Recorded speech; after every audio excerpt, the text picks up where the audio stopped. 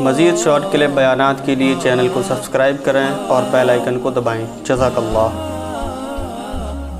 آپ اپنے اندر اتنی بھی چینج نہیں کر سکتے، حدیث میں آتا ہے جس کے دونوں دانت ملے ہوئے ہو نا، وہ دانتوں کے درمیان خلا پیدا کرے تو اس پر اللہ کی لعنت ہو، کیونکہ دانتوں کی جو ڈیزائننگ اللہ نے دی ہے اس ڈیزائننگ میں آپ چینجنگ،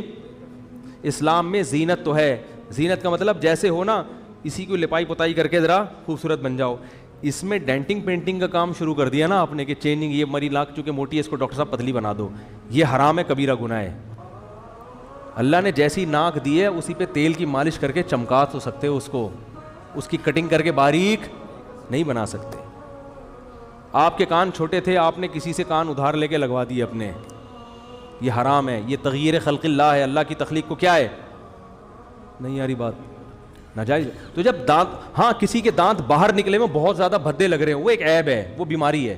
اس کو ٹھیک کرنے کے لیے اندر بعض لوگوں کے دانت ایسے ہوتے ہیں کہ ایسا لگ رہا ہے مسکرا رہے ہیں حالانکہ رو رہے ہوتے ہیں، وہ اتنے باہر کو نا، وہ کھانے میں بھی سواری بچانوں کو، وہ ایک بچپن میں جیسے کوئی عیب پیدا ہو جائے نا، جیسے ایک بچہ لنگڑا پیدا ہو گیا یا ہاتھ مڑے ہوئے ہیں تو اس کو تو سیدھا کیا جا سکتا ہے، وہ عیب ہے۔ تو ایسے ہی دانت کسی کے باہر نکلے میں بہت زیادہ، اس کو آپریشن کر کے اندر کر سکتے ہیں، لیکن زینت کے لیے اتنی بھی آپ کو ڈینٹنگ پینٹنگ کی اجازت نہیں ہے کہ دانتوں میں خلا ہوتا ہے نا، جیسے نبی کے دانتوں میں خلا تھا، اچھا تھا، تو آپ نے ایسی عورت پہ لعنت فرمائی جو دانتوں میں خلا پیدا کرے، دانتوں کو گھسا کے اپنی مرضی سے ڈیزائن کرے، نا نا نا نا نا، جیسا اللہ نے بنایا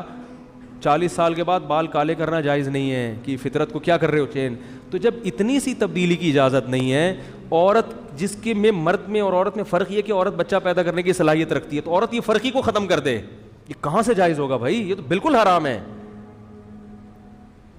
دیکھو یورپ میں نے تھائی لینڈ میں دیکھے بہت سارے لوگ وہ بتاتے ہیں یہ سب ہجڑے ہیں، یہ وہ ہیں جو مرد تھے مگر ہجڑے بن گئے، کیا اسلام میں جائز ہے؟ وہ آپریشن کر کے بن گئے، انہوں نے کہا یار اب ہمارے بچے بھی ہو گئے اور ہمیں خام خام ایک ٹینشن ہوتی ہے، تو ہم اگر ہم لاجک تو ہر ایک چیز بڑی اچھی ہوتی ہے، بعض یہ بھی کہتے ہیں ہمیں بھائی ہم خام خام میں برائیوں کی طرف چلے جاتے ہیں تو ہم نے وہ قوت ہی ختم کر دی، حرام، کتنے اچھا لیبل لگاؤ گے مگر اس کی اجازت نہیں ہے۔ عثمان ابن مظعون رضی اللہ تعالیٰ عنہ کہتے ہیں، صحیح حدیث ہے کہ ہم جب سفر میں ہوتے تھے، بیویوں سے دور ہوتے تھے، وہ بڑے صحت مند لوگ تھے، کہتے ہیں ہم میں گناہ کا خطرہ ہو جاتا تھا، بیویاں ہیں نہیں اور اتنی زیادہ شہوت ہوتی تھی، تو ہم نے نبی سے اجازت دی کہ ہم کوئی ایسی چیز کھائیں جس سے ہم خسی ہو جائیں، یعنی ہمیں مردانہ قوت کیا ہو جائے، ختم، آپ نے اس کی اجازت نہیں دی، حالانکہ وہ گناہ سے بچنے کے لیے ہو رہا تھا، فرمایا نا نا نا، جب اللہ نے مرد بنایا تو مرد رہنا پڑے، گناہ سے بچنے کے اور کوئی طریقے اختیار کرو،